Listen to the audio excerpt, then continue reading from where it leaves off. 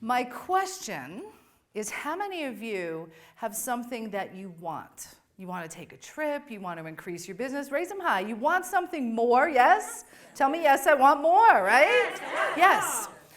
What if what I was about to share with you was the one way, the one path to you getting everything you want quickly and easily? Would you want to know more? Yes.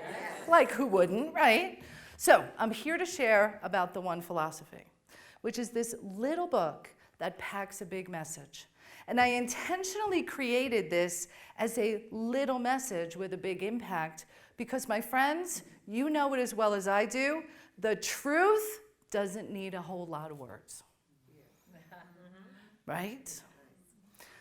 Those things that you want, those achievements, those trips, the one ingredient that brings it all together is the reality that everything you want will come to you somehow, some way, through other people.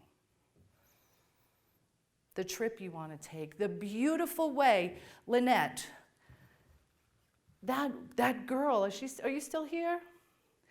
This young girl who was in her heart and spirit wanting a way for her brother to be able to communicate, you are the one that is giving her hope for that to now happen. Everything happens through other people.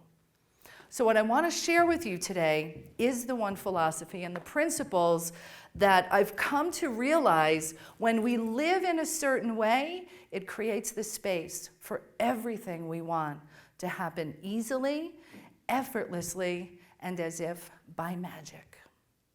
Here's what happened. I was in bed one morning getting ready for a meeting with a woman who was going to help me get a TV show. And she was with a local NBC affiliate. I was so excited about it. And I'm lying there and I'm thinking, today's the day I get to meet with Trina. She's the one that's going to help me get this dream come to life. And I thought to myself, whoa, I just met Trina by chance. And we started talking and I shared my vision and she was with the TV station. And then everything just kind of unfolded almost as if by magic. And then I thought to myself, I'm thinking of her as the one, but she's really just like everybody else. Wait a minute, is everyone the one?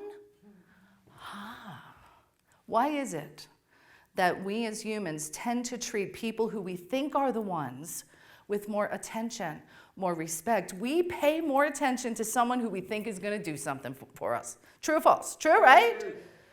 So I decided to play a game, a little experiment as it were. What would happen if I started treating each and every person I met the same way I would if I knew they were once? I'd be like, oh my God, it's so nice to meet you, Sprite. Tell me something about yourself.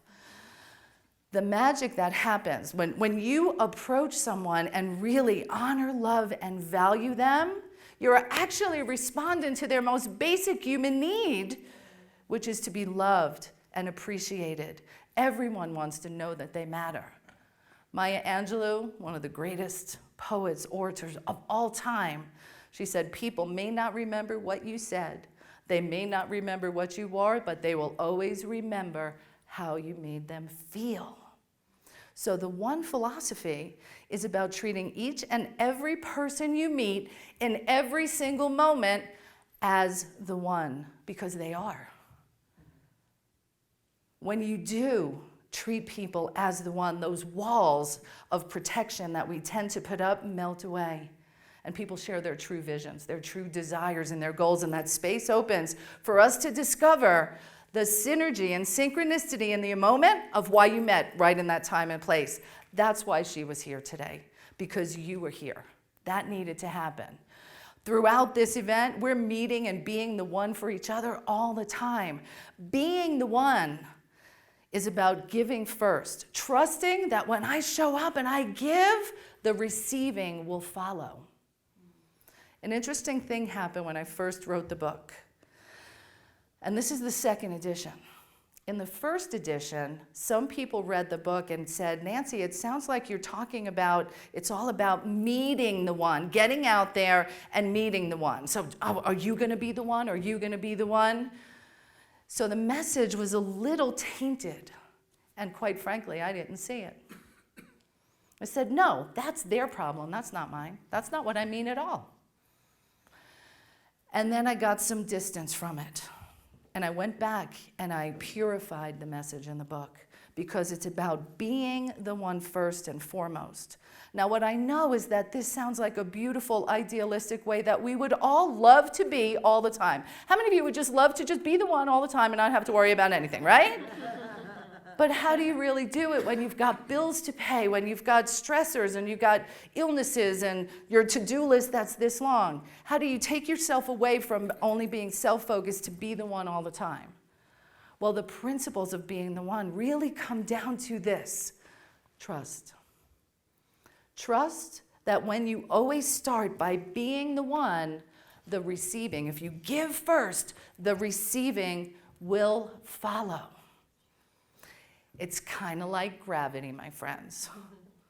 So if I give first, I'm just going to trust the receiving will follow. It may not come from the exact place I gave it, but it's going to come to me. And you've probably had this experience. But what we do is we get tied up in knots, worrying, if I give first, is the receiving going to happen? If I'm generous, is it going to come my way? Trust it. Allow it, just like you trust gravity. When you throw that ball in the air, you go, oh my God, I hope it falls down. Is it going to fall? Is it going to fall? You know, you trust. Be the one, first and foremost, always. Make a difference and let people know how much you love and value them, and watch this space open as your vision collides with her vision. And in this beautiful way, we come together to make a difference in the world. Get out there and be the one. Thank you.